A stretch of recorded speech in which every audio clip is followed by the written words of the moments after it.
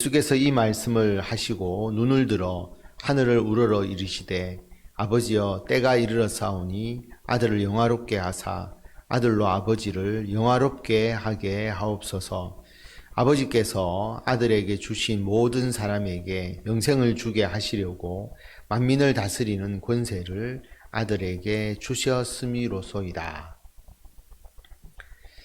예수님께서 눈을 들어 하늘을 우러러 이르시되 라고 말씀하고 있죠. 기도하신 겁니다. 예수님께서 마지막으로 제자들과 함께 붙잡히시기 전에 제자들을 위해서 기도하시는 내용이 17장의 내용입니다. 그 기도가 마치 대제사장이 백성을 위해서 죄를 대속하고 그들을 위해서 기도하는 것처럼 예수님의 기도를 대제사장적인 기도다라고 표현을 합니다. 기도의 내용이 예수님께서 제자들을 떠나시면서 마지막으로 하나님께 간구한 내용이잖아요. 그러니까 17장이 상당히 중요한 의미를 가지고 있습니다. 그 내용을 보면 아버지여 때가 이르렀다. 예수님이 붙잡히셔서 십자가에서 돌아가실 때가 이르신 것이죠. 그래서 아들을 영화롭게 하여 주옵소서. 예수님이 영광을 받으신다 또는 예수님께서 영화롭게 된다는 것은 예수님의 십자가의 죽음을 의미합니다. 그래서 예수님께서 예수님께서 영화롭게 되는 것, 예수님께서 십자가에서 죽으시는 것이 아버지를 영화롭게 하는 것이다. 하나님께서 예수님을 이 땅에 오게 하시고 그리고 우리를 위해서 십자가에서 죽으심으로 우리들의 죄를 대속하셔서 예수를 믿는 자가 구원받을 수 있도록 해주시는 것이 하나님의 뜻이었잖아요. 예수님께서 그 뜻을 이루셨기 때문에 예수님도 영광을 받을 뿐만 아니라 하나님도 영광을 받고 하나님도 영화롭게 되는 것입니다. 그래서 2절에 보면 아버지께서 아들에게 주신 모든 사람에게 영생을 주게 하시려고 하나님께서 영생을 주시기 위한 목적으로 예수님을 이 땅에 보내셨고 그리고 예수님에게 주신 사람, 결국 예수님을 믿는 사람을 말하는 거죠. 그 믿는 사람에게 영생을 주시는 것이고 그 영생을 예수님께서 주시기 위해서 만민을 다스리는 권세를 아들에게 주셨다. 예수님이 모든 권세를 가지고 계시다라고 하는 것입니다. 그럼 그 영생은 무엇이냐? 3절에 보면 영생은 곧 유일하신 참 하나님과 그가 보내신 자 예수 그리스도를 아는 것이니이다. 안다라는 표현이 혹 우리가 머리로만 아는 것으로 생각하기 쉬운데 유대인들의 관점에서 아는 것은 실제로 체험하고 느끼고 경험하고 모든 것을 포괄하는 개념입니다. 그래서 참 하나님과 그의 아들 예수 그리스도, 그 아들 그리스도가 이 땅에 인간으로 오신 것을 이야기하는 것이죠. 하나님이 보내신 예수 그리스도, 그것을 믿어야 되는 것이고 그것을 삶에 적용하고 체험하고 그렇게 아는 사람들에게 영생이 주어진다라고 하는 것입니다. 하나님과 예수 그리스도를 믿어야 된다, 알아야 된다라고 말씀합니다.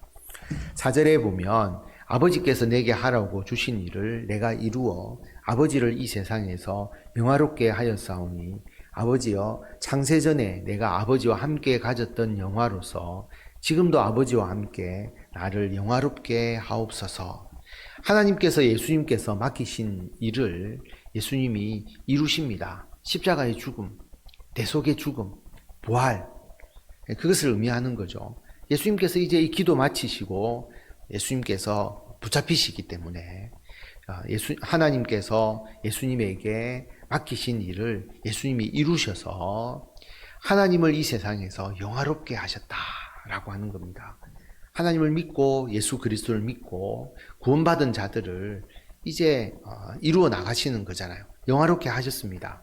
그러므로 아버지여 창세전에 내가 아버지와 함께 가졌던 영화로서 예수님께서 창세전에 창조 이전에 하나님과 함께 계신 신으로서 영화로움을 가지셨다라고 하는 것을 알 수가 있고 그 영화로서 지금도 아버지와 함께 나를 영화롭게 하옵소서.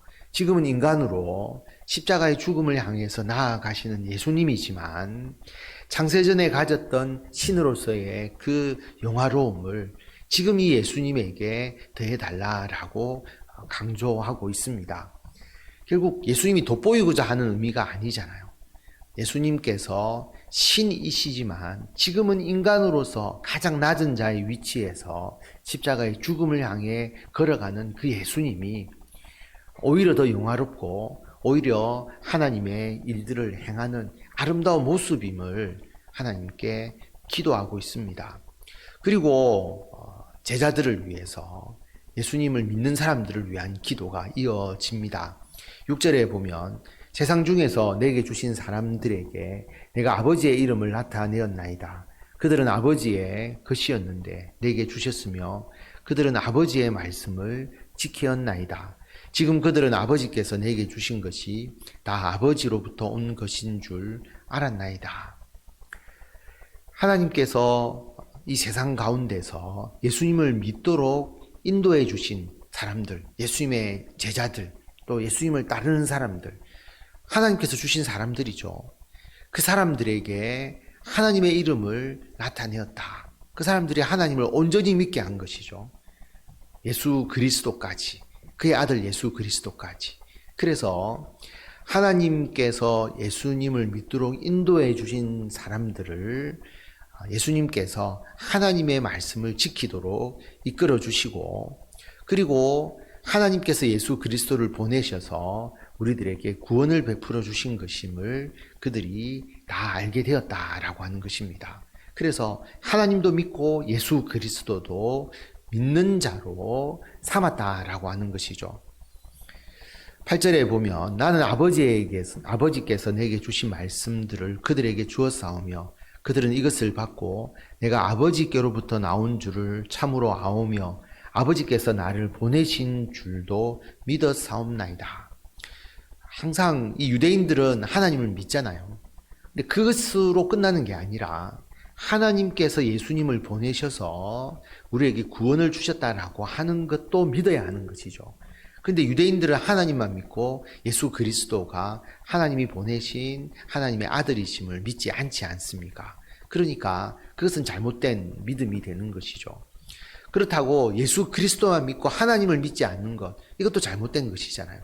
그래서 요한복음에서 우리가 좀 묵상하면서 하나님을 알고 그의 아들 예수 그리스도를 알아야 된다라고 하는 것을 계속 반복해서 우리가 묵상을 했는데 8절에 보면 하나님께서 예수님에게 주신 말씀을 예수님이 제자들에게, 예수 믿는 사람들에게 가르치죠. 그럼 그것을 그들이 받고 하나님께서 예수 그리스도를 보내셨다라고 하는 것, 그것을 믿는다라고 하는 겁니다.